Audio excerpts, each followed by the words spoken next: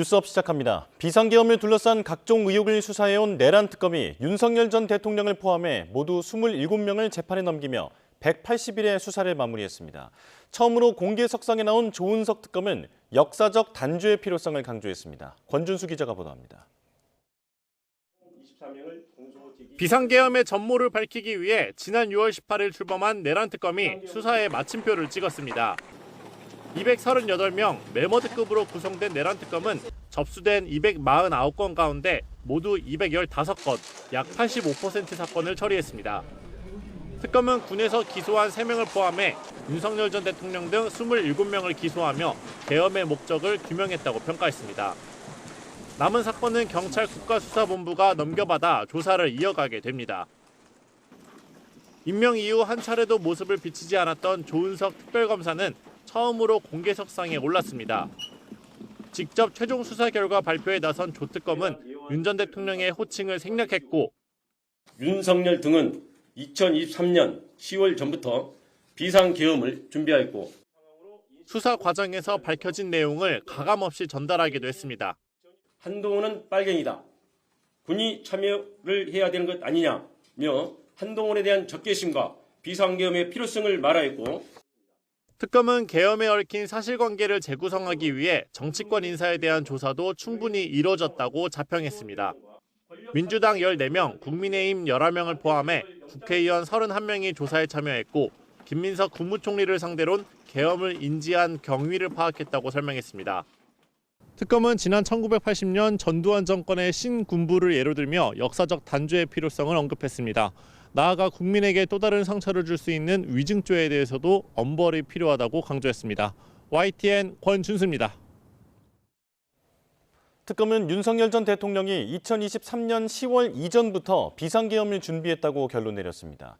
정치적 반대 세력에 대한 적대감을 넘어 권력을 독점하기 위해 내란을 일으켰다고 본 겁니다. 임예진 기자입니다.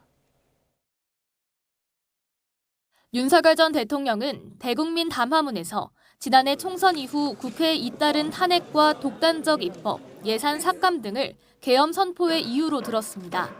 예산까지도 오로지 정쟁의 수단으로 이용하는 이러한 민주당의 입법 독재는 예산 탄핵까지도 서슴지 않았습니다. 내란을 획책하는 명백한 반국가 행위입니다. 하지만 특검 판단은 달랐습니다. 특검은 윤 전 대통령이 취임 초기부터 비상계엄을 준비해왔다고 봤습니다.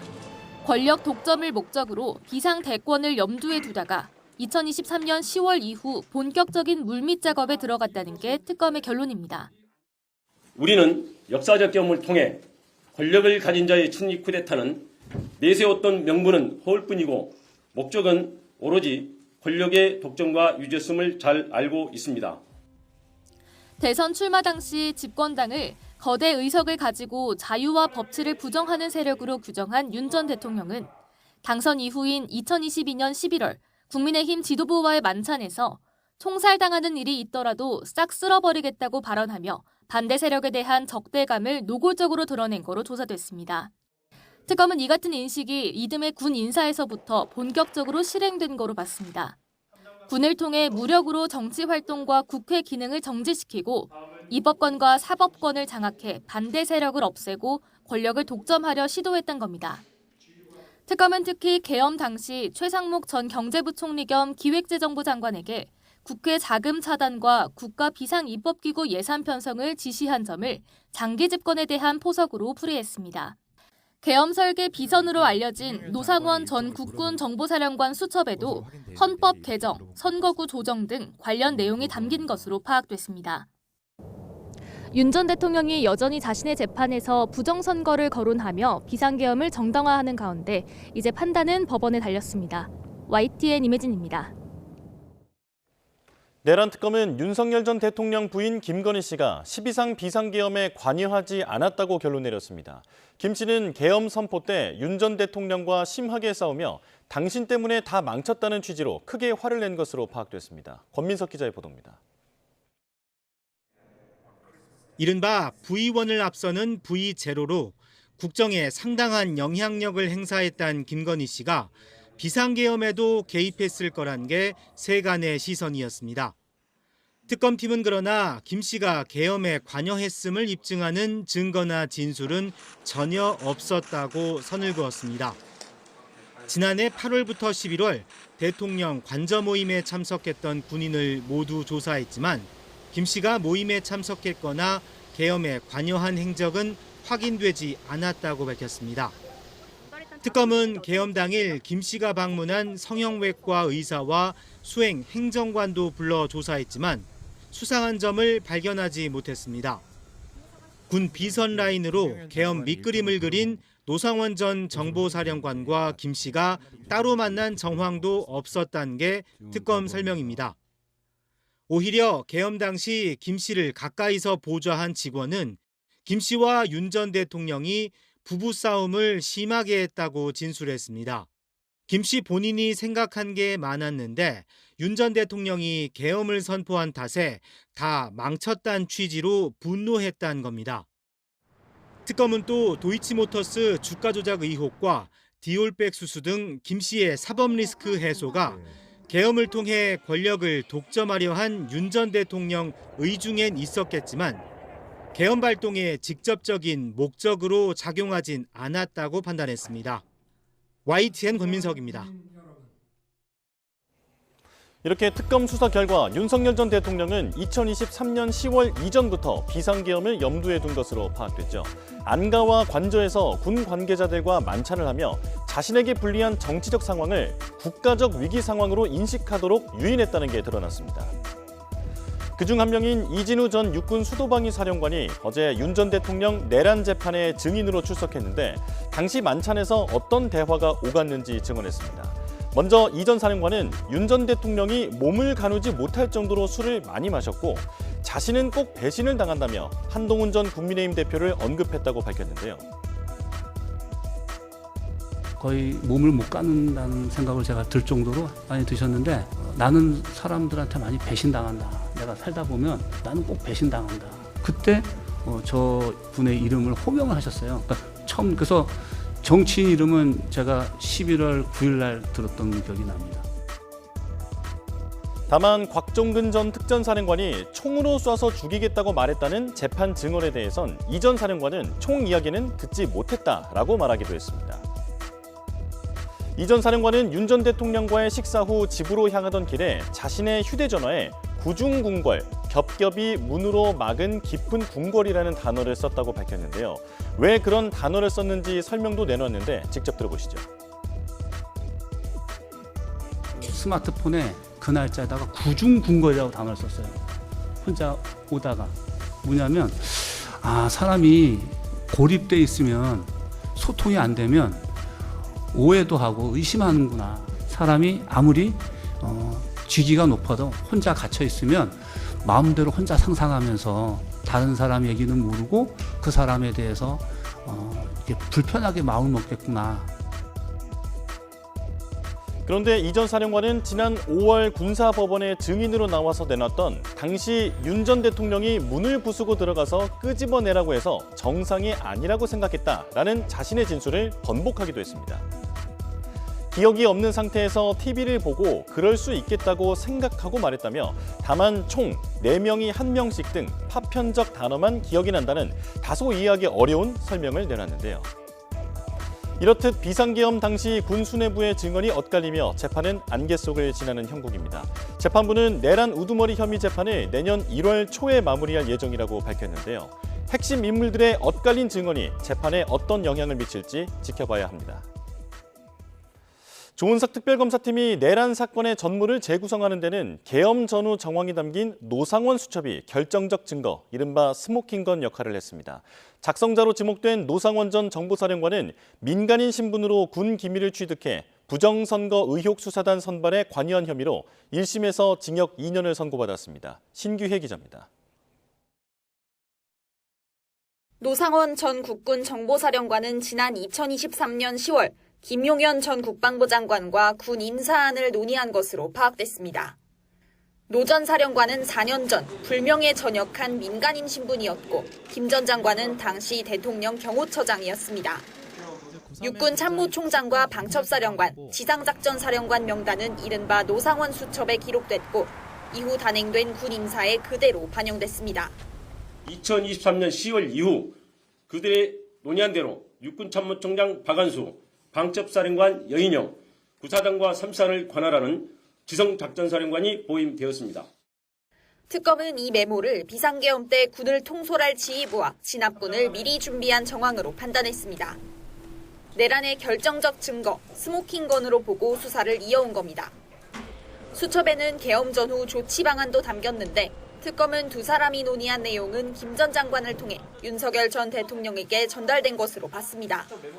노 전 사령관은 지난해 11월 부정선거 의혹을 수사할 제2수사단 차출을 위해 군사기밀인 정보사령부 요원들 인적 정보를 넘겨받은 혐의로도 기소됐습니다. 군 장성 인사 청탁과 함께 2,600만 원 상당의 금품을 받은 혐의까지 1심에서 징역 2년, 추징금 2,490만 원을 선고받았습니다. 재판부는 노 전 사령관 범행은 위헌 위법한 계엄 선포라는 결과를 야기해 엄중한 책임을 묻지 않을 수 없다고 밝혔습니다. 노 전 사령관은 이와 별도로 김 전 장관 등과 함께 내란 중요 임무 종사 등 혐의로 재판을 받고 있습니다. 윤 전 대통령의 내란 우두머리 사건과 병합돼 다음 달 중순쯤 변론 절차가 마무리될 것으로 보입니다. YTN 신기입니다. 통일교 의혹을 수사하는 경찰이 수사 착수 닷새 만에 통일교 본거지를 포함한 10여 곳에 대해서 15시간 넘게 압수수색을 벌였습니다. 금품 수수 의혹이 제기된 전재수 전 장관과 임종성, 김규환 전 의원은 물론 민중기 특검 사무실도 압수수색 대상에 포함됐습니다. 송수연 기자의 보도입니다. 통일교 금품 수수 의혹을 넘겨받은 경찰 전담 수사팀은 수사 착수 닷새 만에 전방위적인 압수수색에 나섰습니다. 금품 수수 의혹으로 피의자로 입건된 여야 정치인 3명의 자택과 사무실 등을 포함해 10여 곳에서 영장을 집행했습니다.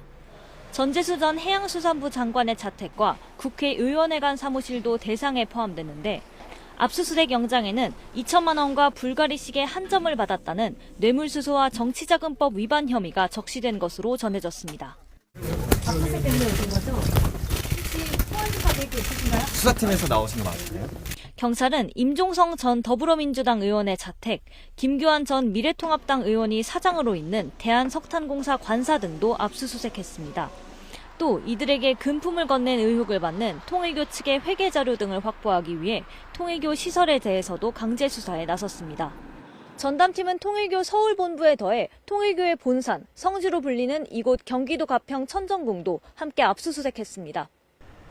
영장에는 한학자 통일교 총재와 윤영호 전 세계본부장도 피의자로 적시된 것으로 확인됐는데 경찰은 이들이 수감된 서울구치소에서도 자료를 확보했습니다. 국민의힘이 편파 늑장 수사라며 직무유기로 고발한 김건희 특별검사팀 사무실도 함께 압수수색했는데 통일교 의혹 관련 자료를 확보한 것으로 전해졌습니다. 경찰은 압수한 자료를 분석하면서 전재수 전 장관을 비롯한 피의자들을 상대로 한 조사도 조만간 진행할 것으로 보입니다. YTN 송수연입니다. 전재수 전 장관 등이 수년 전부터 통일교 측 행사에 참석한 사진이 다수 발견되면서 논란이 커지고 있습니다. 의심스러운 정황이 많은데도 특검이 신속하게 사건을 이첩하지 않은 건 문제라는 지적도 나옵니다. 배민혁 기자가 보도합니다.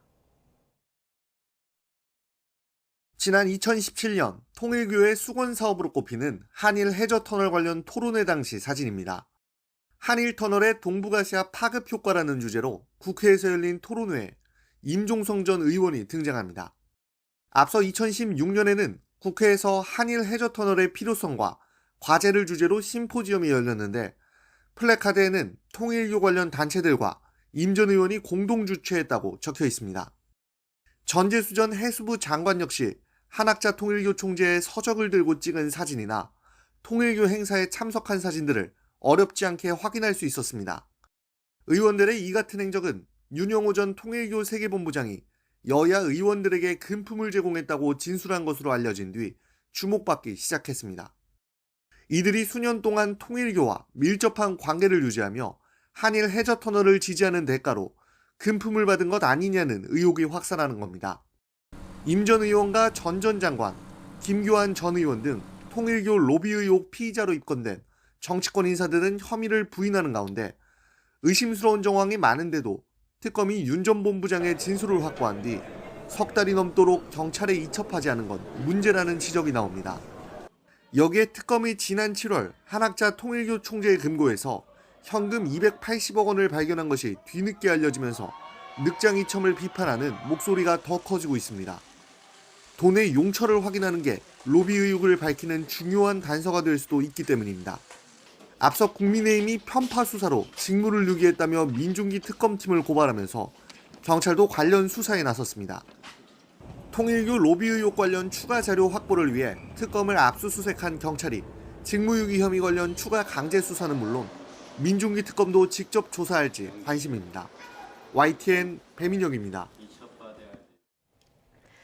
이렇게 통일교 의혹으로 강제 수사를 받게 된 민주당 삼선 현역 전재수 전 장관은 불법적인 금품 수수는 없다고 거듭 강조했습니다. 한학자 총재의 자서전을 들고 찍은 사진에도 발끈하고 해명에 나섰는데요. 역시 압수수색을 당한 김규환 전 미래통합당 의원도 반박 회견을 열었습니다. 황보혜경 기자입니다. 21대 총선을 한 달 앞둔 지난 2020년 3월쯤 촬영된 사진입니다. 민주당 파란색 선거운동복을 입은 전재수 의원의 손에 들린 책, 통일교 한학자 총재 자서전입니다. 전 의원은 이런 식으로 지난 2018년부터 2020년까지 통일교 측과 최소 7차례 접촉했다는 의혹이 불거졌습니다. 그러자 지역구 주민들이 선거 사무실에 찾아와 응원한다며 책 한 권 들고 사진을 찍자는데 어떻게 마다할 수 있겠느냐며 단연코 불법적인 금품 수수는 없었다고 거듭 강조했습니다. 통일교 행사 참석 날짜로 특정된 2018년 5월엔 지역구 성당에서 미사를 받고 그해 9월엔 고향 의령에서 벌초했다며 당일 SNS 게시물로 알리바이를 댔습니다. 하지만 비슷한 시각 경찰은 여의도 의원회관 사무실 압수수색에 돌입해 4시간 가까이 PC 등 자료를 확보했습니다. 오늘 경찰 국수본의 압수수색을 잘 받았습니다. 통일교로부터 그 어떠한 금품 수수 절대 없었다라는 말씀을.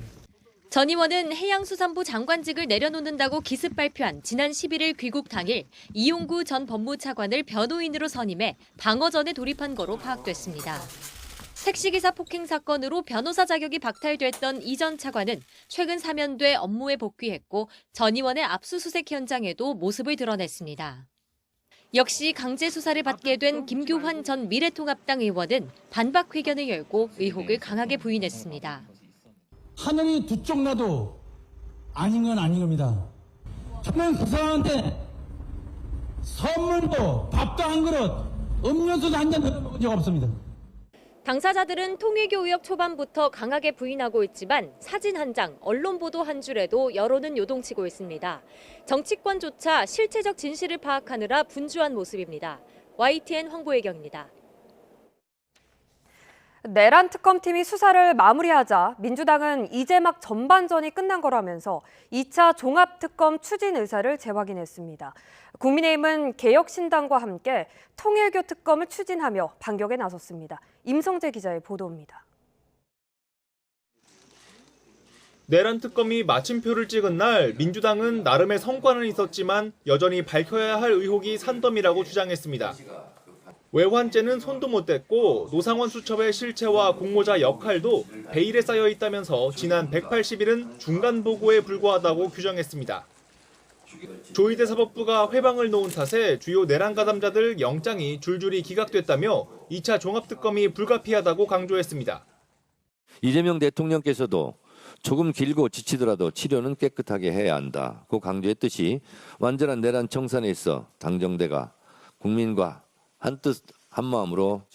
또 2차 종합특검은 3대 특검의 미진한 부분에 한정될 뿐 통일교 특검은 언감생심 물타기용이라며 절대 수용할 수 없다고 거부했습니다.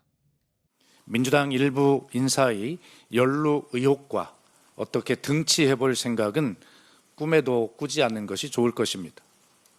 국민의힘은 야당 탄압 도구로 활용된 내란 특검이 결국 제대로 된 결과 하나 내놓지 못한 채 수사를 끝냈다고 비판했습니다. 내년 지방선거를 겨냥한 2차 특검의 예고편이자 추가 특검 명분을 쌓기 위한 정치 브리핑에 불과합니다.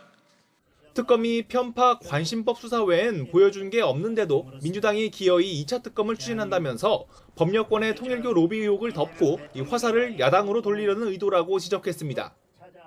통일교 게이트 특검은 거부하고 자신들의 2차 특검은 기어이 추진하겠다고 합니다. 자신들의 범죄는 덮어놓고 내란몰이와 정치 보복을 계속하겠다는 것입니다. 국민의힘은 오는 19일 발의를 목표로 통일교 특검안 초안을 마련했는데 개혁신당 이준석 대표도 단일 법안을 내도록 논의하겠다고 화답해 두 당의 연대 움직임에도 관심이 쏠립니다. 야권 주도로 통일교 특검법이 발의된다고 해도 거대 의석 민주당이 응하지 않으면 실제 출범될 가능성은 거의 없습니다. 이 경우 2차 종합특검의 동력을 얻을 수 있을지 여론 향배가 주목됩니다. YTN 임성재입니다. 계속해서 정치권 상황 함께 짚어보겠습니다. 박성민 전 더불어민주당 최고위원, 이재영 국민의힘 강동을 당협위원장과 함께하겠습니다. 어서 오십시오. 네, 어제 조은석 특검의 브리핑 내용부터 짚어보겠습니다. 180일간의 수사를 마무리하고 내란 특검팀의 수사 결과를 보고했는데, 자, 발표된 사실이 많았습니다. 일단 최고위원께서는 어떻게 들으셨습니까? 일단 가장 중요한 것은 이 계엄은 우발적 계엄 혹은 뭐 경고성 계엄이 아니라 윤 전 대통령이 이제 본인의 권력과 이 권력의 독점과 유지를 위해서 오래전부터 계획되어 왔던 불법 비상계엄이었다. 이 점이 중요했던 것 같습니다. 결과적으로 장기 독재를 위해서 1년 넘게 준비를 했다라는 정황을 이 특검이 그동안의 어떤 수사들을 통해서 그리고 진술과 확보한 증거를 통해서 명확하게 그 근거들을 밝혔다라는 점이 중요할 것으로 보이고요. 이게 단순히 어떤 우발적인 계엄, 경고용 계엄만이 아니었다라는 것을 보여주는 그 결정적인 단서들 중에 하나는 국회를 무력화시키고 정지시킨 다음에 비상입법기구를 만들려고 했던 그 시도, 그런 계획들이 있었다라는 거, 그리고 예산을 국회에 가는 예산을 다 끊어버리겠다라고 했던 거, 그 외에도 언론사들에 대한 단전단수의 지시가 있었다라는 거, 이런 여러 가지 내용들이 비상입법기구를 통해서 입법권과 사법권을 모두 장악하겠다라는 그 모든 의도와 계획들을 특검이 전부 다 밝혀냈었던 것이기 때문에 많이 언론을 통해서 알려진 사실들도 사실은 많았지만 어쨌든 이번 기회를 통해서 한번 쭉 정리를 하고 그리고 특검이 수사 과정 가운데에서 확보했던 객관적인 물증을 통해서 이 계엄의 목적은 분명하게 윤 전 대통령이 본인의 권력을 장기적으로 유지하기 위해서 그리고 독재를 하기 위함이었다라는 점을 명확하게 한 것이라는 점에서 의의가 깊다라고 생각합니다. 예. 그런데 또 한동훈 전 국민의힘 대표에 대한 그 강한 적개심이 나타나는 그런 단어도 있었습니다. 빨갱이로 규정을 하고 제거하기 위해서 어떤 계엄의 명분이 되었다, 이런 얘기가 있던데요. 어떻게 들으셨습니까? 제정신이 아니었던 걸로 봐요. 그렇게까지 할 얘기는 아니고, 글쎄요, 뭐 술 먹고 술 취해서 자기가 평소에 쓰던 말을 막 뱉어냈는지는 모르겠지만, 근데 그것도 뭐 내적으로 안에 평소 생각했던 내용이 아니면 아무리 만취했다고 해서 그게 나오지는 않을 거 아니에요. 어찌 보면 취중 진담일 수도 있는데, 본인이 그렇게 뭐 좋아했고 법무부 장관까지 만들고 당내에서 비판 목소리가 많았음에도 불구하고 당시 그 법무부 장관을 관두게까지 하면서 비상대책위원장으로 한동훈이 오지 않았습니까? 선거 직전에, 작년 선거 직전에. 그랬는데 그거를 빨갱이라고 규명하고 그걸 몰아내기 위해서 계엄했다는 게 뭐 말이 안 되는 건데, 어쨌든 간에 어제 그 내용을 보면은 사실 특검 같은 경우에는 뭐 잘 아시다시피 우리가 뭐 윤석열 전 대통령의 그 재판도 같이 동시에 이루어지고 있었고 그 모습을 우리가 매일같이 생중계로 봤고, 뿐만 아니고 특검도 수사 내용을 뭐 간간히 계속해서 중간 보고를 해오지 않았습니까? 예. 그래서 결과물에 대해서는 뭐 새롭다라고 보여지는 건 없었어요. 이렇게 나올 거다. 27명 기소할 거에 대해서도 사실은 이미 벌써 언론들이 다 취재를 뭐 열심히 해왔기 때문에 새로운 내용은 없었다. 근데 이제 종지부는 최소한 이 6개월간의 종지부를 찍었고, 이제 앞으로 그러면 뭘 할 거냐, 여기에 대한 많은 궁금증이 남아 있는데, 물론 이처분하고 이제 뭐 수사가 이제 재판으로 넘어가긴 했지만 민주당에서는 지금 2차 특검을 예고하고 있지 않습니까? 그럼 과연 그걸 하는 게 맞는가, 이 상황에서 그런 생각이 들고, 지금 지방선거 6개월 전에 6개월이 남았는데 이것마저도 또 정치적으로 사용하는 게 아닌가라는 부분이 있고 또 특검은 사실 이런 결과를 내놓고 나서도 매우 큰 흠집이 남았죠. 결국에는 그 통일교와 관련된 수사에 있어서 굉장히 편파적인 수사를 했다. 그리고 편파적인 정치적인 의도가 다분히 보였다. 특히 민주당 인사에 관련해서는 굉장히 너그러웠고 국민의힘 관련된 그 통일교 관련된 의혹에 대해서는 매우 적극적이다 뿐만 아니고 잘 아시다시피 권성동 의원 같은 경우에는 지금은 구금되어 있지 않습니까? 그런 부분을 봤을 때는 특검이 정치적이었고 매우 편파적인 수사를 했다. 이 부분에 대해서는 앞으로 특검도 수사 대상이 될 수도 있다는 생각이 들고 이 부분에 대한 해명을 국민 앞에서 제대로 해야 된다. 그리고 그것은 본인 스스로 하는 것보다는 앞서 잠깐 말씀드렸지만 법의 잣대에 의해서 하는 것이 맞지 않나라는 생각이 듭니다. 그 말미에 언급하신 부분은 민중기 특검 얘기이긴 합니다만. 맞습니다. 예, 민중기 어쨌든 죄송합니다. 특검에 대해서는 흠집이 남는 게 아니냐 이런 식의 전반적인 종합적인 평가를 해주셨는데요. 그 이 의원께서는 새로운 내용은 없었다라고 평가를 하셨습니다만 사실 많은 사람들이 궁금해했던 게 12월 3일 화요일에 왜 하필 비상계엄을 했느냐 그리고 김건희 씨가 과연 이 비상계엄에 관련이 있느냐 이 부분이었는데 여기에 대해서도 나름의 설명을 해놨더라고요. 어떻게 네, 보셨습니까? 어느 정도의 설명은 있었죠. 그러니까 이런 얘기를 했습니다. 특검이 비상계엄의 목적과 동기는 명확하게 권력의 독점과 유지라고 얘기를 했습니다. 그러면서 특검이 덧붙였던 얘기가 여기에는 본인과 배우자의 사법 리스크 해소가 포함될 수 있다라고 얘기를 했어요. 그렇기 때문에 이 김건희 씨 때문에 계엄을 했다라는 말은 맞지 않을 수 있지만 왜냐하면 애초부터 이 비상계엄이라고 하는 것을 일으킬 때는 본인의 권력을 독점하고 영구적으로 유지하기 위함이었다라는 것이 이제 명확한 목적이었다라고 얘기를 했지만 그렇게 생각을 하게 된 배경에는 본인과 배우자의 어떤 리스크가 고려됐을 수는 있다라는 얘기를 한 것이고요. 네. 그리고 시기 자체도 사실 여전히 좀 안개 속에 있는 부분이 있습니다. 왜냐하면 왜 평일에 했는가? 왜 평일 밤에 했는가? 이 부분은 사실은 좀 여전히 의문으로 남는 부분이죠. 그래서 저는 네. 2차 특검에서 이런 부분도 충분히 더 수사할 필요가 있다라고 생각을 하고 다만 이제 그 시기를 12월로 했던 이유는 아무래도 과거 10월 유신 사태가 벌어졌을 때에도 당시 미국이 이제 선거 중이었다라는 점을 고려를 해본다면 미국의 어떤 개입들을 막기 위해서 미국의 선거 후에 좀 혼란한 상황들을 이제 겪고 있는 상황 속에서 계엄을 저지른다라고 한다면 사실상 어떤 이 윤 전 대통령의 뜻대로 흘러갈 가능성이 높다라고 아마 자체적인 판단을 하지 않았을까. 그랬기 때문에 12월 3일, 왜 3일이었는지는 아직은 알 수 없지만 12월이라는 시기에 대해서는 이 미국의 개입을 차단하기 위험이었다라는 점은 드러난 상황인 것 같습니다. 예, 2차 특검을 두 분 다 언급하셨기 때문에 이쪽으로 바로 넘어가겠습니다. 그 2차 특검이 필요한 이유에 대해서 일단 한번 정리를 해주실까요? 일단 지금 내란 특검이 어느 정도 좀 정리는 했고 중요한 부분들은 이야기를 했습니다. 예를 들면 김건희 씨의 공모 여부에 대해서도 김건희 씨는 직접적으로 가담하거나 알지는 못했던 것으로 보인다. 이런 추가적인 정보까지도 수사를 해서 좀 제공을 하고 있는 상황이에요. 그렇지만 그럼에도 불구하고 여전히 좀 수사가 미진하다라고 볼 수 있는 부분은 이 외환죄 의혹이 있습니다. 그러니까 이게 결국에는 그 무인기 작전을 통해서 처음에는 애초에 북의 도발을 유도해서 그것을 비상계엄 선포의 명분으로 삼으려 했다라고 하는 정황이 존재하는 것이거든요. 근데 여기에 대해서 심지어 합참의장이 반대를 했고 그러니까 김용현 전 국방부 장관이 합참의장을 패싱하고 나한테 직보해라라고 얘기를 하면서 군의 보고 체계나 어떤 지시 체계를 완전하게 무너뜨렸던 사안입니다. 그렇게까지 무리를 해서라도 어떤 북의 물리적인 도발을 이끌어내서 이것을 비상계엄의 명분으로 삼으려고 했던 것 그런 점들이 여러 차례 계획하고 실행하려 했던 것 이게 지금 드러난 상황임에도 불구하고 이 외환죄 수사와 관련해서는 조금 더 추가적인 수사가 필요하다라는 생각이 드는 시점이고요. 그 외에도 이 노상원 수첩에 있는 내용들이 어느 정도 상당 부분 진행이 됐고 노상원 수첩에 있는 내용들이 사실상 어떤 비상계엄을 선포하는 그 밑그림이 되었던 것으로 보이는 정황들이 다수 발견이 됐는데 이 노상원 수첩의 진실과 이 노상원 수첩에 적힌 내용들을 그럼 노상원 씨는 누구와 공모를 하고 상의를 해가면서 계획을 짰는가 여기에 대해서는 아직 좀 밝혀지지 않은 것들이 있거든요.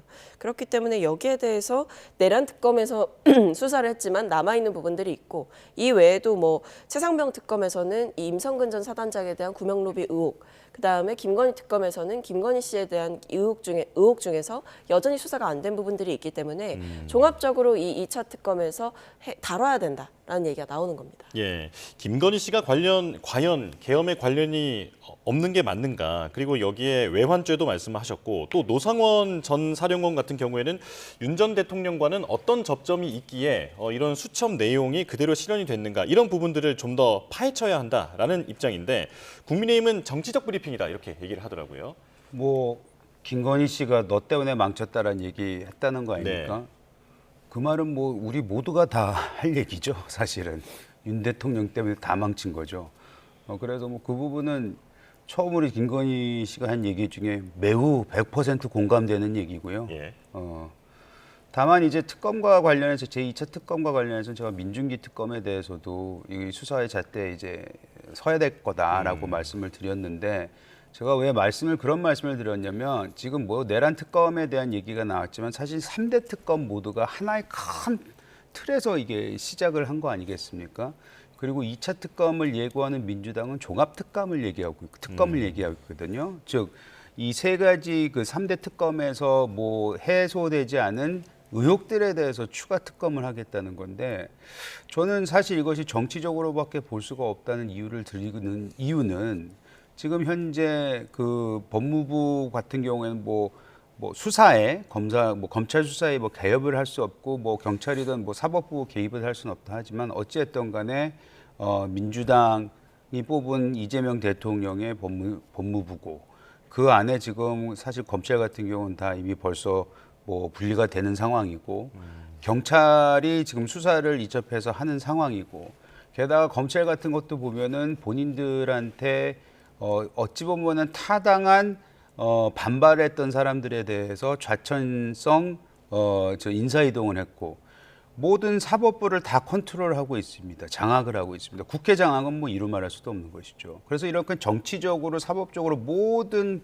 그 툴을 소위 말해서 도구를 다 장악한 민주당이 그냥 경찰에 이첩을 하고 경찰에서 수사를 추가로 하면 되는 건데 이런 의혹들이 있다 한더라도 근데 이걸 굳이 왜 그럼 특검이라는 또다시 그 모습과 형태를 띄우려고 하냐라는 것은 앞서 제가 말씀드렸지만 특검 같은 경우는 계속해서 브리핑을 하고 계속해서 이거를 여론몰이에 활용할 수 있고 매우 편파적인 수사를 할 수 있는 상황이기 때문에 결국엔 내년 6월 있을 지방선거와 관련해서 거기에 정무적으로 정치적으로 활용하려는 것 아니냐. 왜냐하면은 사실 제2특검이 시작이 되면 만약 이게 발족이 된다면 많은 분들 특히 법조인들이 우려를 하는 부분입니다. 이거는 민주당 성향의 법조인들도 얘기를 하는 겁니다. 뭐냐면 지금 현재 진행되고 있는 이 모든 재판들이 계엄 관련된 재판들이 오히려 더 늦춰질 수 있다. 이것이 오히려 방해가 될 수 있다. 이런 얘기를 함에도 불구하고 계속해서 특검을 주장하고 있는 거거든. 결국에는 국민들의 의혹과 빨리 이것을 해소하고 싶은 그 간절한 마음은 오히려 중요하지 않고 자신들이 그 선거에 쓸 수 있는 그 부분만 생각하는 것이 아니냐라는 거 우리는 의심을 할 수밖에 없는 것이고 뭐 10중 8구 그것이 맞다고 저는 생각합니다. 예, 2차 특검에 대한 본격적인 논의가 시작이 되면서 자연스럽게 거론되고 있는 게 통일교 특검입니다.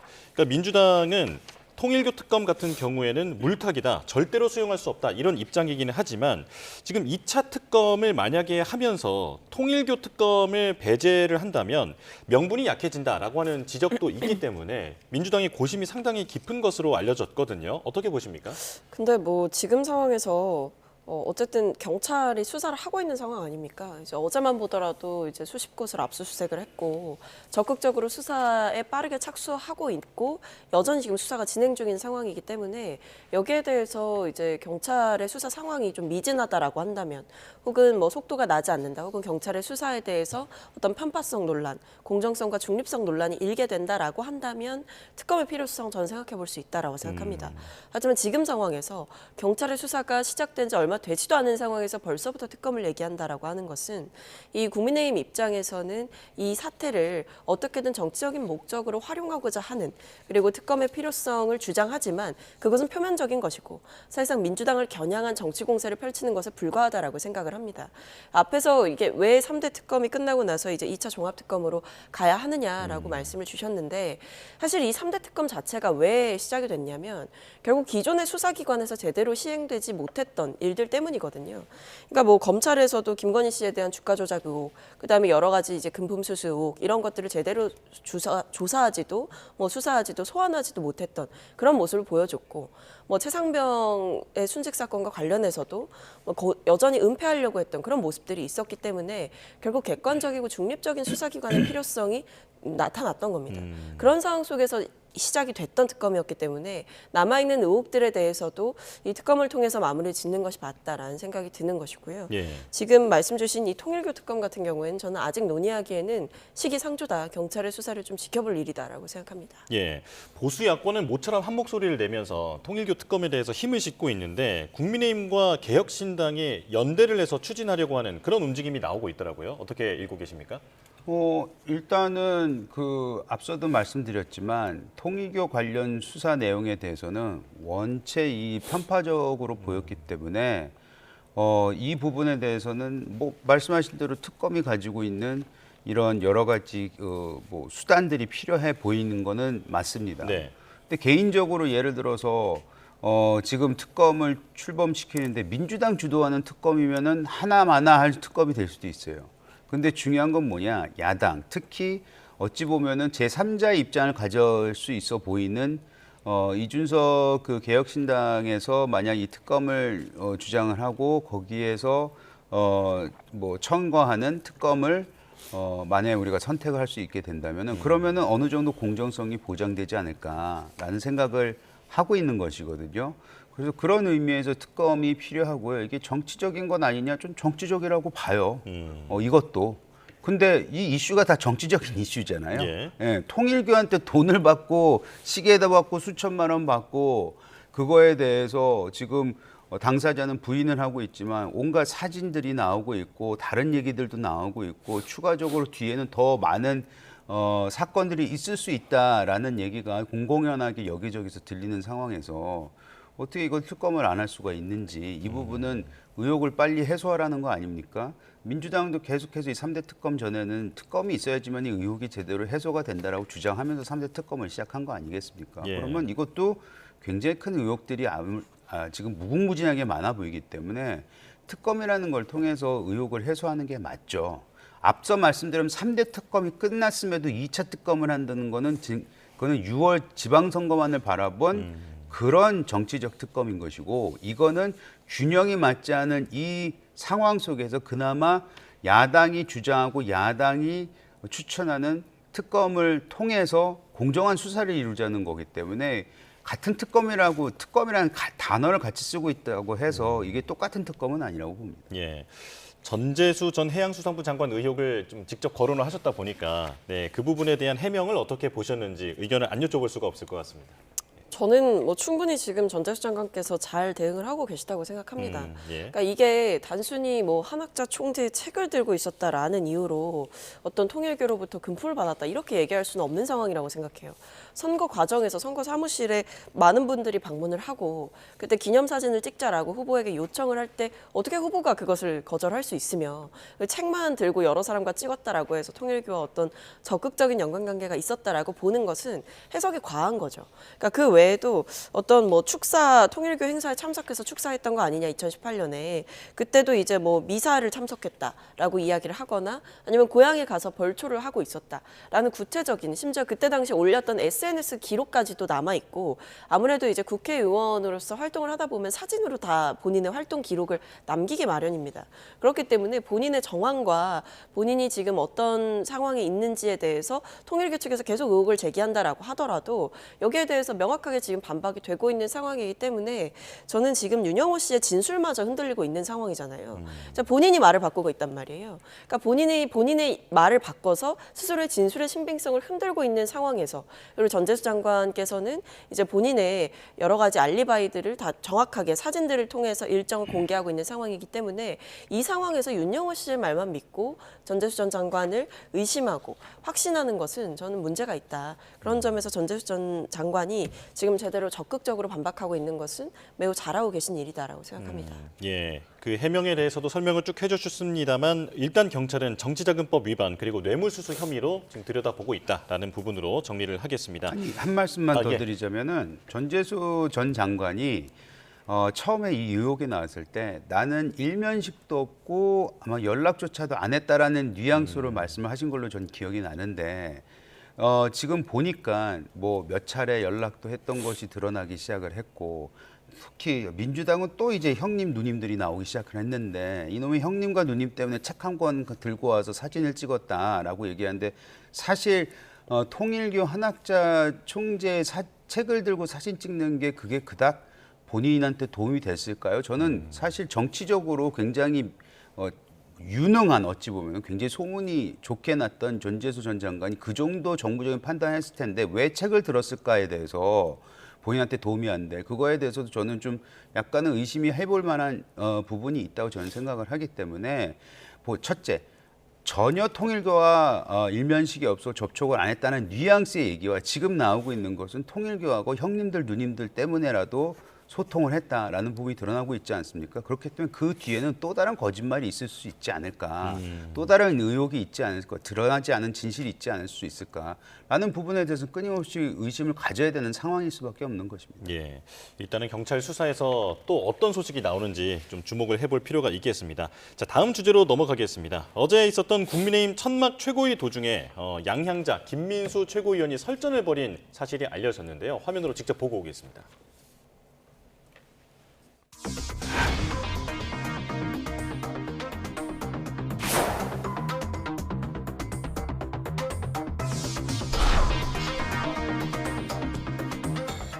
(11월 12월) 최근 3번 조사에서 국민의힘 지지율은 평균 21%였습니다. 민주당은 평균 41.6%로 우리가 약 2배 낮습니다. 지도부가 출범한 8월과 큰 차이가 없다는 점에서 더 뼈아픕니다. 중도층이 공감하지 않는 계엄 정당론이나 부정선거론 과연 도움이 될까요? 통일교 문제, 대장동, 항소 포기, 양평 공무원 자살 사건, 간세, 부동산, 환율, 김현직, 캄보디아, 무비자 입국까지 너무나 많은 문제가 있는데 면접자 설문 방식을 들고 우리 손으로 뽑은 당대표를 흔들려고 합니까?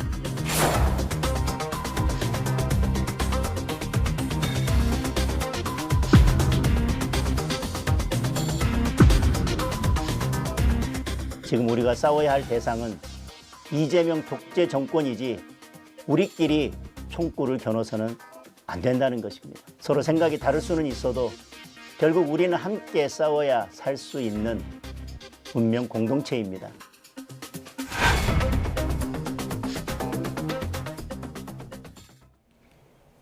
자, 직접 보신 것처럼 국민의힘 내부 지도부 내에서도 다른 의견이 충돌하고 있는 상황에 여기에 장해찬 전 청년 최고위원까지 여의도연구원 부원장으로 선임이 된 상황입니다.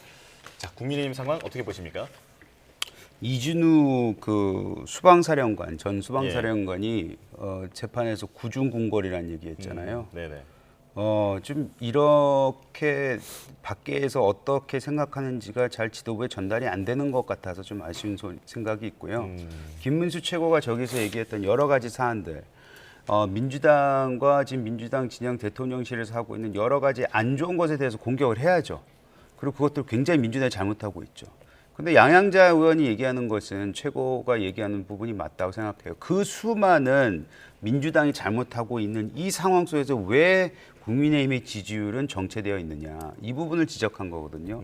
함께 싸우기 위해서 그 방향성을 제대로 잡아달라고 하는 양향자의 외침이 저는 지금은 맞다고 생각합니다. 예, 구중궁궐 단어가 다시 한번 나왔는데요. 어떻게 보셨습니까? 그러니까 이게 보면 이 김민수 최고위원이 공격할 게 많다. 근데 왜 우리 손으로 뽑은 당대표를 흔드냐 이런 취지의 얘기를 했다라고 하잖아요. 근데 사실 그런 공격을 했죠. 국민의힘이 계속 하고 있습니다. 하고 있는데 지지율이 안 나오는 거예요. 그럼 왜 우리가 공격을 하는데 이게 안 될까를 생각해 보는 게 맞지. 그런 문제 제기를 한 사람에 대해서 저렇게 뭐 흔든다라고 얘기를 하는 거, 뭐 왜 민주당 공격 안 하고 우리를 공격을 하느냐라고 얘기를 하는 것은 전형적인 어떤 배신자 프레임인 거죠. 그래서 여전히 이 국민의힘 내부에서 사실은 장동혁 대표를 둘러싸고 있는 인물들, 그리고 장동혁 대표가 지금 세우고 있는 인물들의 면면을 보게 되면 결국 어떤 윤호개인 세력 혹은 부정선거 세력 이들과 절대 멀어지지 않겠다라는 의지의 표명이 보여지고 여전히 어떤 중도 국민들에게 다가가는 소구하는 방법을 고민하기보다는 강성 지지층에게만 호소하는 방법을 고민하고 있다. 이게 드러나고 있다라고 생각합니다. 네, 알겠습니다. 여기까지 말씀 듣겠습니다. 박성민 전 더불어민주당 최고위원, 이재영 국민의힘 서울 강동을 당협위원장과 함께했습니다. 고맙습니다.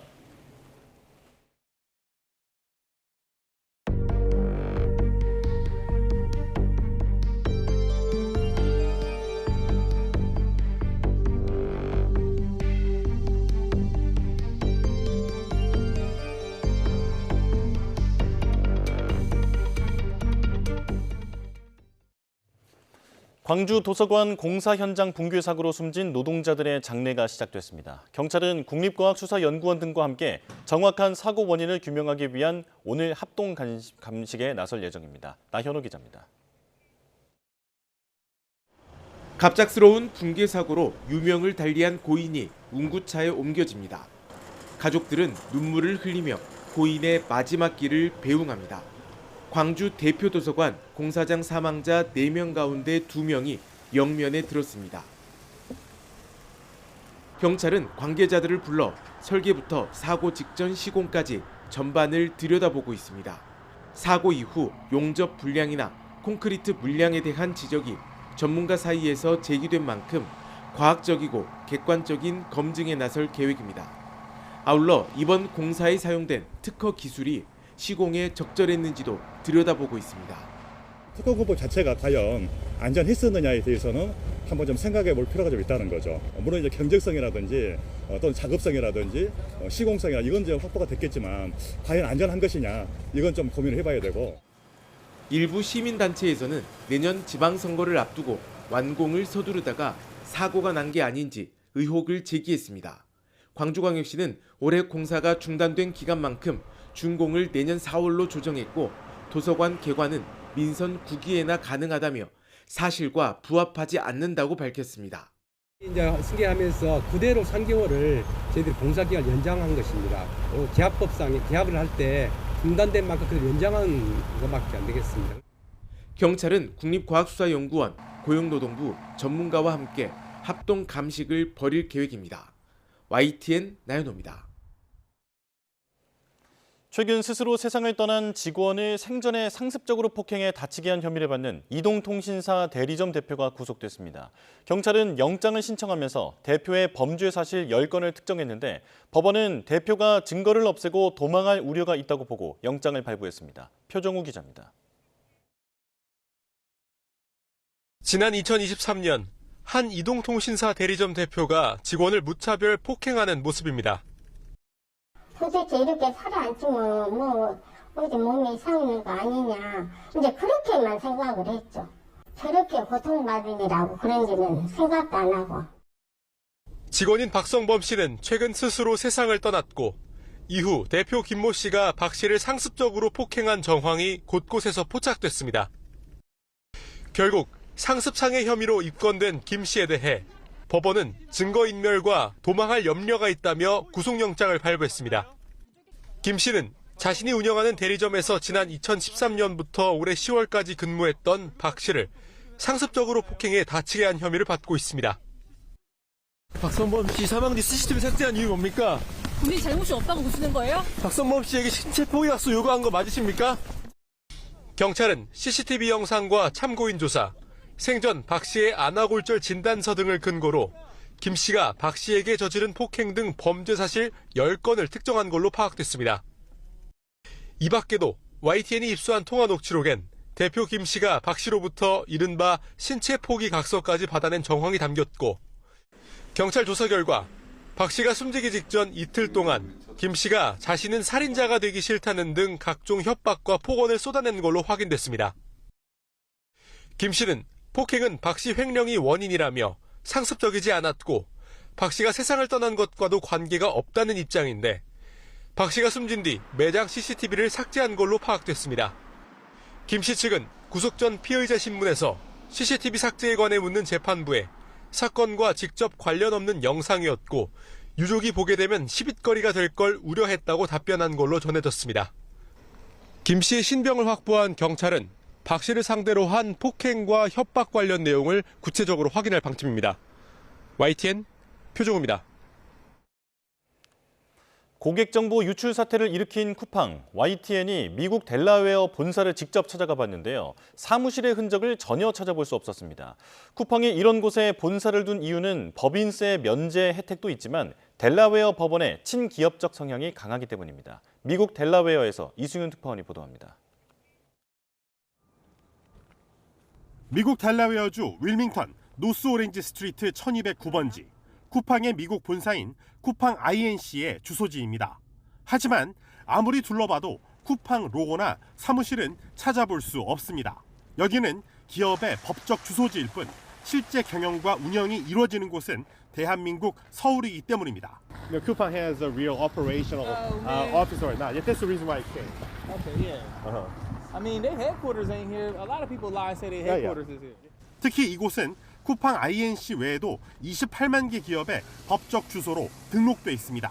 미국 상장 기업의 절반 이상이 델라웨어를 본사 주소지로 둔 이유는 기업 운영의 편의성 때문입니다.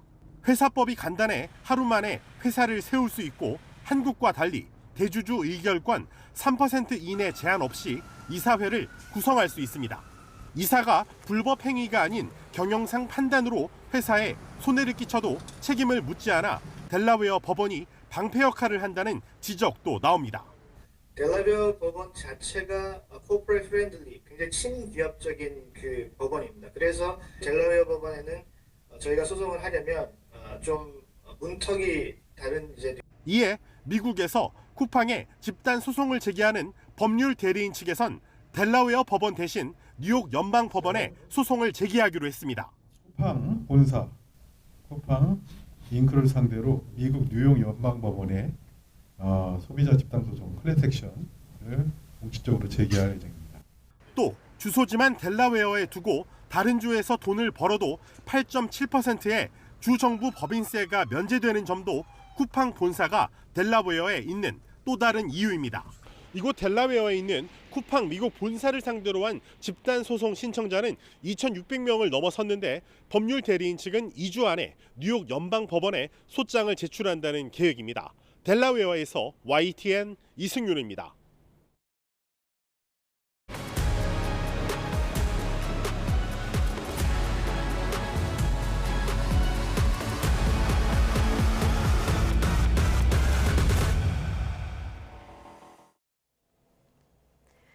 통일교 의혹을 수사하는 경찰이 어제 10여 곳에 대해 15시간 넘게 압수수색을 벌였습니다. 취재기자 연결해보겠습니다. 송소연 기자. 네, 경찰청에 나와 있습니다. 네, 경찰이 어제 통일교 등에 대해서 전방위적인 압수수색을 진행했다고요? 네, 경찰 특별전담 수사팀은 어제 15시간 넘는 압수수색을 벌였습니다. 오늘 새벽에야 마쳤는데 경기 가평군에 있는 천정궁과 통일교 서울본부 등 통일교 핵심 시설이 대상이었습니다. 한학자 통일교 총재와 윤영호 전 세계본부장이 수감된 서울구치소에 대해서도 압수수색을 진행했는데 한 총재에 대해서는 접견을 시도했다가 무산된 것으로 전해졌습니다. 통일교에서 금품을 받았다고 지목된 전재수 전 해수부 장관, 임종성 전 더불어민주당 의원, 김규환 전 미래통합당 의원도 압수수색 대상에 포함됐습니다. 이 과정에서 전재수 의원실은 국회의 절차를 밟다가 압수수색이 2시간가량 늦어지며 논란이 일기도 했습니다. 경찰은 사건을 이첩받았던 김건희 특검 사무실에 대한 압수수색도 진행했는데 민중기 특검 측은 이에 대해 자료 확보 차원이라고 해명했습니다. 네, 경찰은 어떤 점을 중심으로 압수수색을 진행한 겁니까? 네, 경찰은 이번 압수수색에서 통일교 회계 자료를 확보한 것으로 확인됐는데요. 경찰이 통일교 내부 회계 자료를 최우선 확보하려 한 건 정치인과 금품이 오간 흔적을 확인하는 동시에 앞서 한학자 총재의 개인 금고에서 발견된 280억 원이 로비의 창구라는 의혹을 규명하기 위한 것으로 풀이됩니다. 통일교에서는 한 총재 관련 면담 자료나 박물과록 일부를 보관한 것으로 전해졌는데 경찰은 해당 자료들도 확보한 것으로 보입니다. 정치인들이 대규모로 얽힌 로비 의혹의 실체를 규명하기 위한 건데 경찰은 동시에 전재수 의원 등 일부 정치인들의 휴대전화와 PC 등을 확보했습니다. 경찰은 압수수색 영장에 한 총재와 윤 전 본부장을 금품 공여자로 적시한 것으로 확인됐는데요.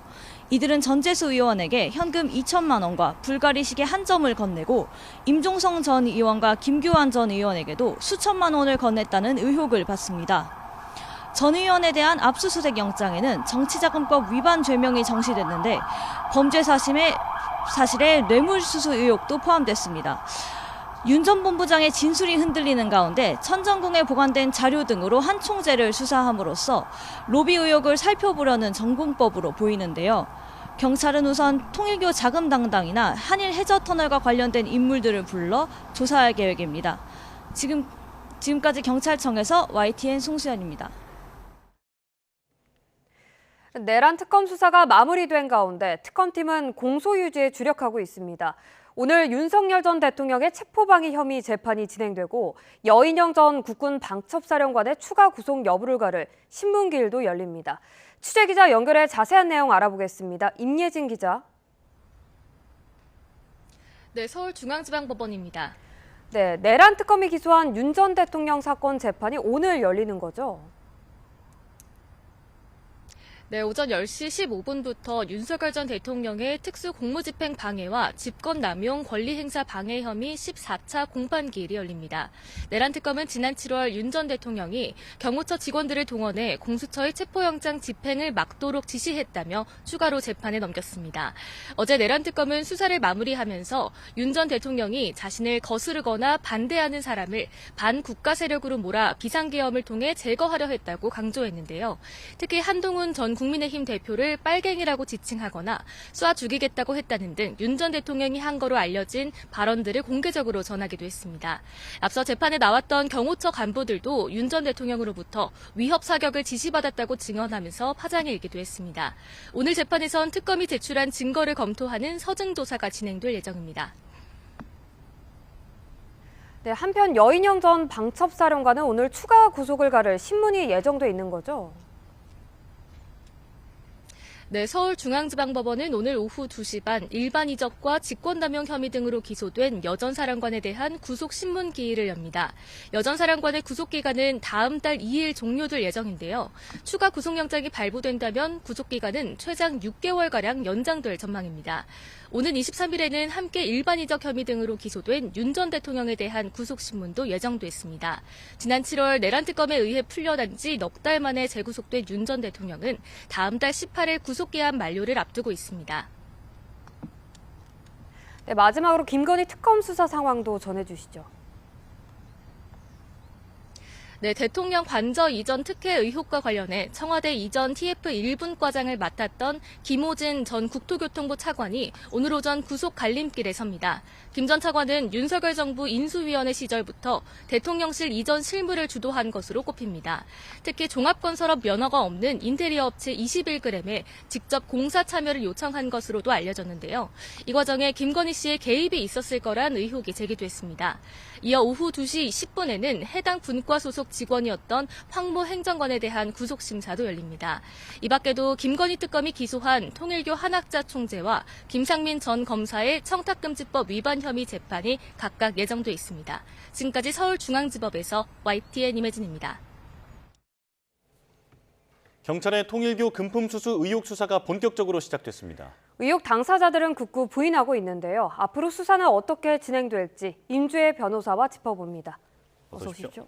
네, 안녕하세요. 네, 자 김건희 특검팀으로부터 해당 사건을 이첩받은 지 닷새 만에 곧바로 압수수색에 나섰습니다. 수사에 속도를 내고 있는 분위기인데 현재 어떻게 보고 계십니까? 그렇습니다. 어제 전방위적인 압수수색이 있었습니다. 통일교와 관련된 곳들뿐만 아니라 현재 한학자 총재와 윤영호 전 본부장이 구속 수감되어 있는 서울구치소 그리고 이제 의원실 회관 등 전방위적인 압수수색이 이루어졌는데요. 지금 의혹이 제기되고 있고 특히 윤 전 본부장이 이미 여름께에 특검 측에 민주당 인사들에게도 금품을 제공했다는 그런 진술이 있었음에도 너무 늦게 수사에 착수한 것이 아니냐. 그 와중에 정치자금법 같은 경우에는 공소시효가 임박한 것이 아니냐라는 이야기가 계속해서 나오면서 지금 이 사건에 대한 조사를 굉장히 속도감 있게 빠르게 좀 사실관계를 확인하려는 그런 움직임으로써 이해가 가능해 보입니다. 예. 예, 전재수 의원실 압수수색의 경우 집행 사실이 알려진 뒤 2시간이 지나서야 압수수색을 진행을 했어요. 당시에 내부에서 파쇄기 소리가 들리기도 했다는데 증거 인멸을 하려는 거였을까요? 어떻게 보세요? 증거 인멸을 위해서 그렇게까지 했는지는 확인이 어렵지만요. 일단 의원실 같은 경우에는 일단 압수수색 집행에 들어가려면 국회의장에게 어느 정도 보고를 하는 그런 절차, 그러니까 관례상 있었던 그런 부분들 때문에 시간이 좀 걸렸다라고 이야기는 나오고 있습니다. 근데 파쇄기 소리가 들렸다라는 부분들은 충분히 문제가 될 만한 지점이기 때문에 이 부분은 좀 확인이 필요해 보이고요. 일단 이렇게 도착을 한 이후에 곧바로 압수수색에 대한 집행이 이루어지지 못한 부분은 좀 이례적이다. 이 시간 동안 증거를 인멸할 수 있는 충분한 시간을 준 것이 아니냐라는 의혹 내지 비판이 제기되고 있습니다. 하지만 이 도착했다고 해서 곧바로 집행이 이루어지는 것은 아니고 경우에 따라서는 대치 상황이 벌어질 때도 있고요. 이 압수수색 과정에 있어서 어느 정도 절차와 시간이 걸리는 측면이기 때문에 현재로서는 증거를 인멸했을 것이다라고 단정하기는 어렵겠지만 이와 같은 계속해서 의심이나 의혹을 살 만한 행동은 하지 않는 것이 또 맞지 않나 이런 생각도 듭니다. 예, 지금 통일교 수사 관련해서 속보가 들어왔는데요. 바로 전해드리겠습니다. 경찰이 내일 한학자 통일교 총재의 구치소 접견 조사를 예정하고 있다라고 알려왔습니다. 그리고 서울구치소를 방문해서 한학자 총재를 대상으로 금품 수수, 전달 과정을 조사할 것으로 알려져 있고요. 그리고 280억 원의 그 개인 금고가 발견됐었는데 이 부분에 대한 수사가 이루어지지 않았다라고 하는 지적이 있는 상황입니다. 여기에 대해서도 집중적으로 물을 것으로 전망이 됩니다. 자, 경찰은 어제 한학자 총재가 수감되어 있는 구치소에서 물품 등의 압수수색을 벌였는데 내일 한학자 총재를 다시 만나서 접견 조사를 할 예정이다라는 소식이 들어왔습니다. 자, 변호사님과 계속 얘기 이어가겠습니다.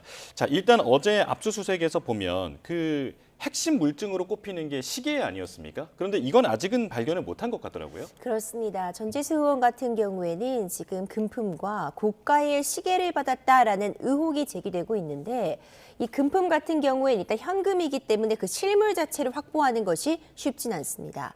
하지만 고가의 시계라면은 이야기가 다를 수 있는데 이 고가의 시계를 확보하지는 못한 것으로 전해지고 있습니다.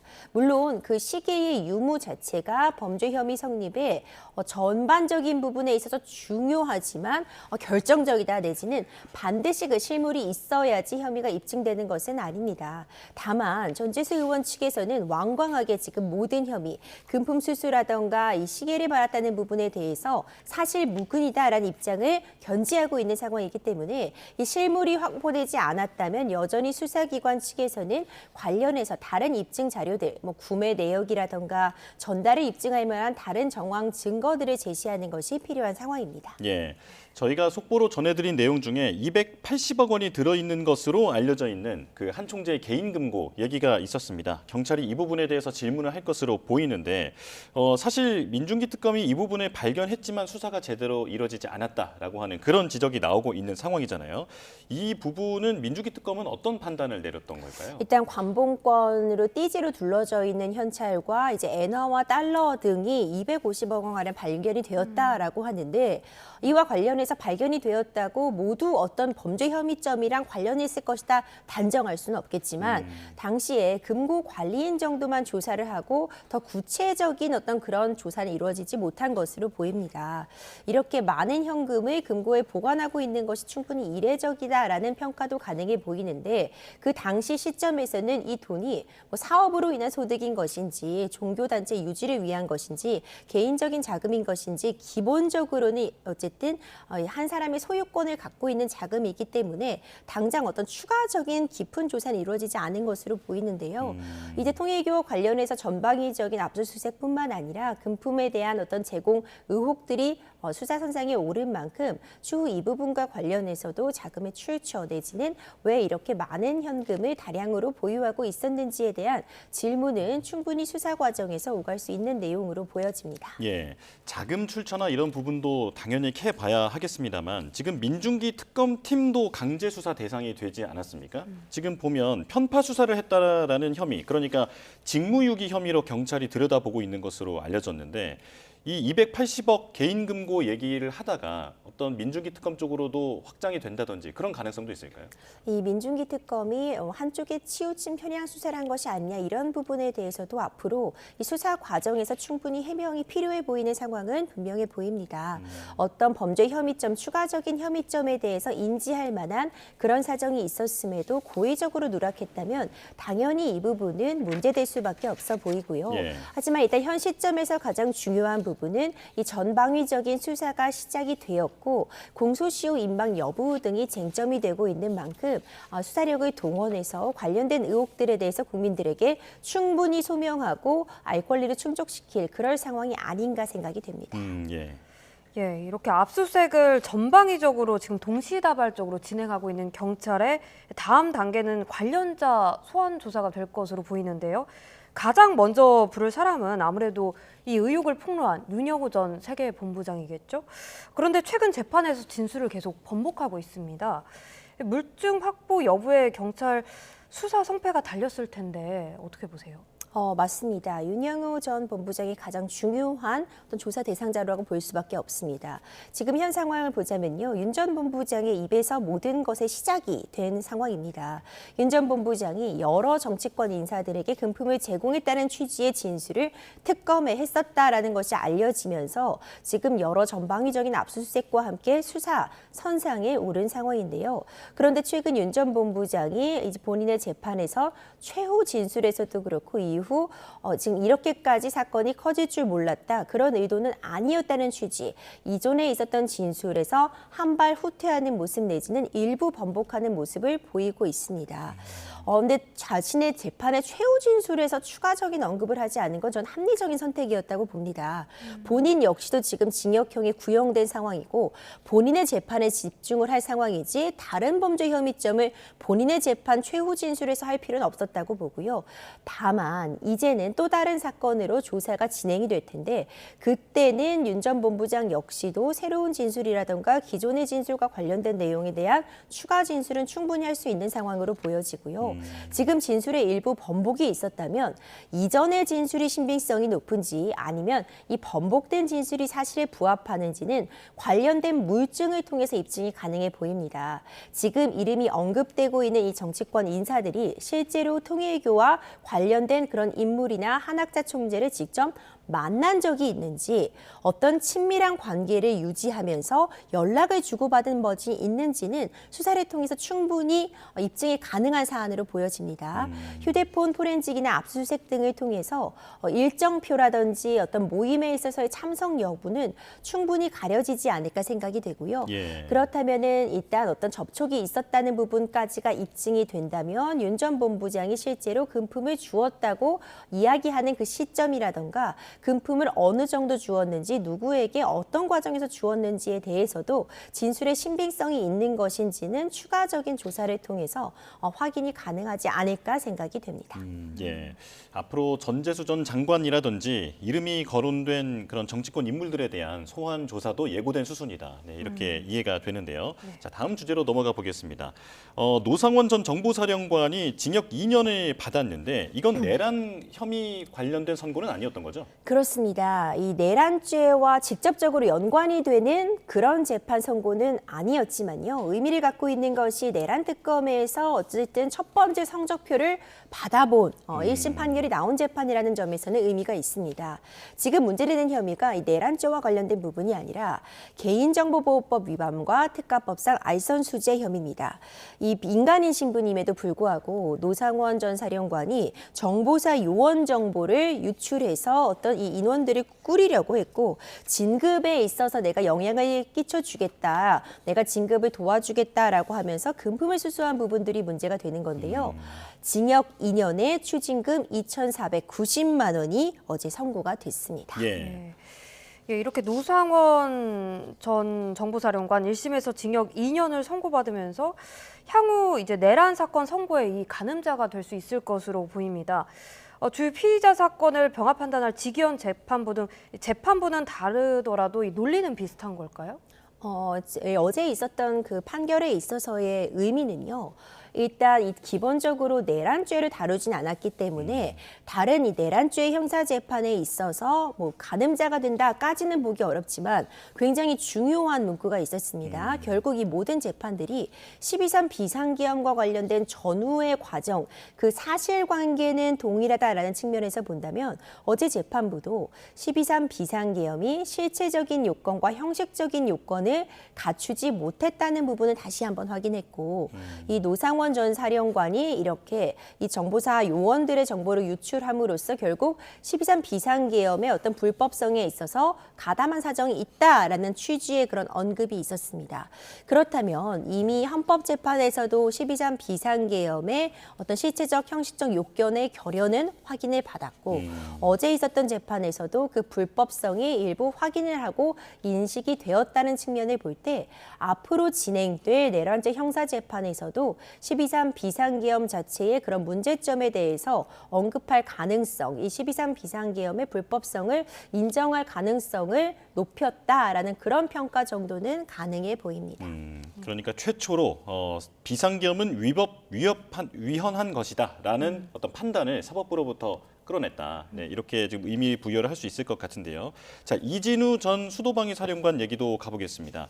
어제 윤 전 대통령 재판에 증인으로 나왔는데 그동안 얘기했던 것이 기억이 왜곡됐다라고 하면서 진술을 번복했습니다. 그러니까 예전에는 본회의장에서 4명이 1명씩 둘러엎고 끌어내라라는 지시를 윤 전 대통령한테 받았다라고 했는데 어제는 내가 그 TV를 보면서 혼자만의 이제 생각이었다라는 식으로 취지로 얘기를 하더라고요. 어떻게 들으셨습니까? 그렇습니다. 어제 저도 그 현장 영상도 확인을 했는데요. 이진우 전 사령관이 이제 증언에 앞서서 재판장에게 내가 양해를 해준다면, 허락을 구한다면 증언 전에 나의 상황에 대해서 좀 얘기를 하고 시작하고 싶다라고 발언을 하기도 했습니다. 그러면서 당시에 이 12.3 비상계엄이 워낙 경황 없이 한 번도 예측하지 못한 상황에서 이루어졌고 이 해제되기까지 불과 한 2시간 남짓 되는 시간 동안 80여 차례 통화를 할 정도로 긴박하게 오고 가다 보니까 이것이 내가 TV를 보고 생각을 한 내용인지 실제로 전화통화 과정에서 내가 지시하거나 지시를 전달받은 것인지 너무나도 혼돈이 있었다라는 취지의 발언을 하고 증언을 이어갔습니다. 그러면서 이전에 헌법재판소에서나 조사 과정에서 했던 내용과는 다르게 얘기를 했는데 결국 구체적인 체포 지시는 받지 않았다라는 취지로 진술을 일정 부분 번복했다고 볼 수 있는 겁니다. 이제 그러면서 당시에 너무나도 짧은 시간에 많은 일들이 일어났고 여러 사람들과 통화를 하고 지시를 받고 또 이 지시를 전달하다 보니까 내가 나중에 TV를 보면서 아 이게 이런 상황이었구나, 이게 이런 맥락에서 이루어졌구나, 이 생각이 왜곡되어서 전달되었다라는 취지의 발언이 있었습니다. 전 상당 부분 파장이 있을 수 있는 그런 내용이라고 보고요. 일단 다른 사람들의 추가적인 진술이나 증언들이 이미 나와 있는 상태이기 때문에 지금 이진우 전 사령관의 이 진술 번복의 신빙성을 어느 정도 인정할 것인지는 현재로서는 굉장히 불투명하다라고 보여지지만 적어도 굉장히 중요한 의미를 갖는 이 체포 지시 여부는 내란죄의 성립 여부에 있어서도 굉장히 중요한 쟁점이 되고 있기 때문에 또 다른 진술이 나왔다, 조금 다른 차원의 이야기가 나왔다라는 것은 충분히 의미가 있다고 보여지고요. 또 특검 측에서도 즉각적으로 반발을 한 상황입니다. 이진우 전 사령관이 이제 검색을 해본 그런 내용들을 보면 이제 국회의원들이 이 비상계엄을 해제할 수 있는 것을 알고 있었고 그렇기 때문에 이 해제를 하지 못하도록 국회의원들에 대한 체포를 하려고 했던 것이 아니냐, 왜 그럼 그런 내용을 검색했냐, 또 강도 높은 질의를 이어갔기 때문에 이제 재판부에서 과연 어느 쪽의 이야기가 신빙성이 높은지는 다른 증거들을 종합해서 판단을 할 그럴 상황으로 보여집니다. 재판부의 그 신빙성에 대한 판단 주목이 됩니다. 이제 가장 좀 관심을 받는 거는 윤 전 대통령의 계엄 우두머리 혐의 재판일 텐데요. 내년 1월 중 재판이 마무리될 전망입니다. 검찰의 구형량이 가장 큰 관심일 텐데 어떻게 좀 예상을 하시나요? 그렇습니다. 굉장히 중요한 의미를 가질 것입니다. 이제 한덕수 전 총리 같은 경우에는 징역 15년이 구형되었습니다. 워낙 받고 있는 혐의점들이 중대하기 때문에 구형량도 상당했다라는 평가가 가능한데 윤석열 전 대통령 같은 경우에는 일단 구형이 이보다 높을 것이다가 예측이 충분히 가능합니다. 물론 구형량은 어디까지나 지금 검찰 측에서 제시하고 있는 이 정도의 처벌이 필요하다라는 의견이고요. 최종적인 결과는 재판부의 판단에 따라 달라질 것이고 이번 사안 같은 경우에는 결국 대법원까지 갈 가능성이 매우 높기 때문에 현재로서는 어떤 결과를 예측하기는 매우 어려우나 한덕수 전 총리에게 이미 징역 15년이 구형된 만큼 구형에 있어서의 가늠자는 충분히 나와 있는 상황입니다. 이 징역 15년을 훨씬 상회하는 이 구형량이 법적으로도 지금 받고 있는 혐의가 내란죄의 우두머리이기 때문에 사실상 법정 최고형이 구형으로 나올 수밖에 없는 상황이다. 특검 입장에서는 일단 이것이 내란죄가 맞다고 주장을 하고 있기 때문에 구형량은 상당할 수밖에 없다. 이런 예측이 쉽게 가능한 상황이고요. 아직 재판이 끝난 것은 아니기 때문에 어떤 결론을 예측하기는 어렵겠지만 이제 윤석열 전 대통령 입장에서 뭔가 더 반격할 만한 카드를 내는 것이 본인의 방어권 행사를 위해서는 굉장히 중요한 시점이다라고 보여집니다. 네, 알겠습니다. 여기까지 말씀 듣겠습니다. 임주혜 변호사와 함께했습니다. 고맙습니다. 고맙습니다.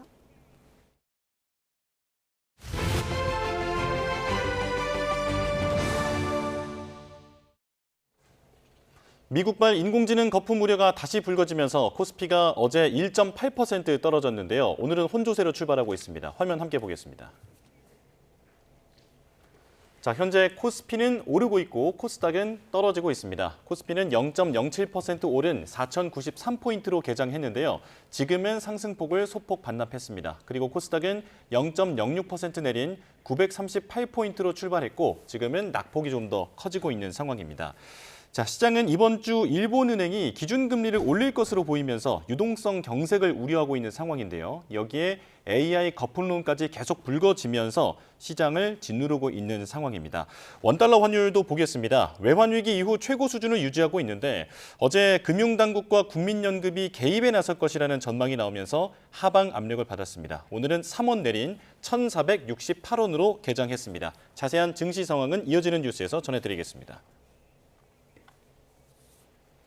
일본이 유네스코에 제출한 사도광산 관련 첫 번째 보고서에서도 강제동원의 역사를 명시하지 않은 것으로 확인됐습니다. 우리 정부는 세계문화유산 등재 당시의 약속을 이행하라고 거듭 촉구했습니다. 보도에 유투건 기자입니다.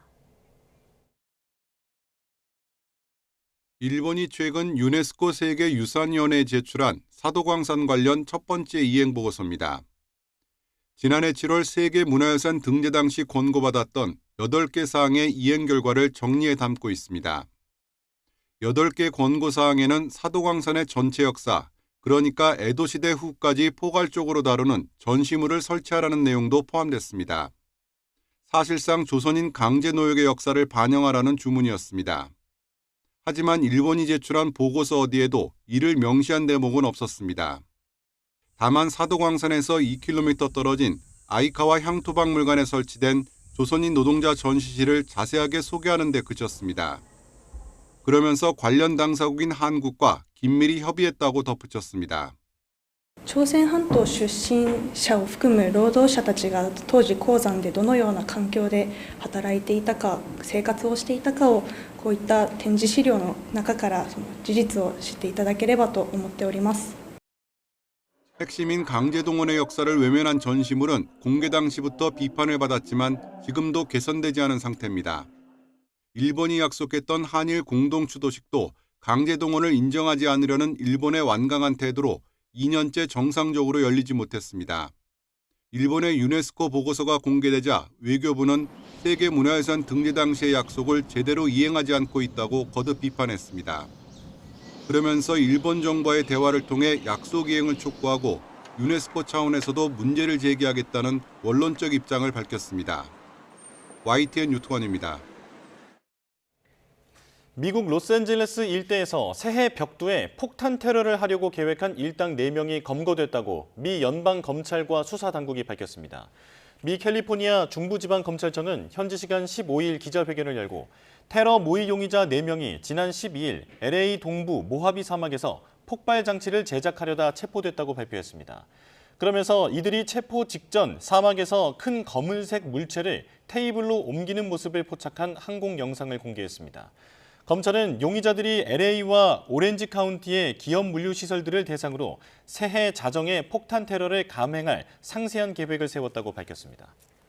오늘 날은 크게 춥지 않습니다. 다만 중부를 중심으로는 약한 눈이나 비 예보가 있는 가운데 조금 전 서울에도 약하게 빗방울이 떨어지기 시작했습니다. 또 중서부를 중심으로는 공기가 점차 탁해지겠는데요. 낮 동안 서울 등 경기 남부를 중심으로는 초미세먼지 농도가 나쁨 수준까지 오르겠고요. 저녁에는 스모그까지 유입되면서 그 밖에 중부 지역도 공기가 탁해지겠습니다. 그럼 먼저 비 상황부터 살펴보도록 하겠습니다. 현재 일부 중부지방에 약하게 비가 내리는 가운데 밤까지 중부와 경북 북동 내륙에는 5mm 미만의 비가 더 이어지겠고요. 경기 북동부와 강원 내륙에 1cm, 강원 산간에는 최고 3cm의 눈이 내려 쌓이겠습니다. 낮에는 서울이 8도, 세종과 청주 11도, 부산은 13도까지 오르겠고요. 예년 기온을 2, 3도가량 웃돌며 비교적 온화하게도 느껴지겠습니다. 이번 한 주 큰 추위는 없겠습니다. 내일은 동해안과 제주도에 비나 눈이 내리겠고요. 이번 주말에는 서쪽 지역에 비가 내릴 전망입니다. 모레까지 동해안에서는 너울성 파도가 높게 밀려들겠습니다. 파도가 해안도로나 방파제를 넘을 수 있으니까요. 해안가에서는 안전사고에 유의하시기 바랍니다. 지금까지 YTN 정승현입니다. 뉴스업 화요일 순서 마칩니다. 내일 다시 뵙겠습니다. 고맙습니다.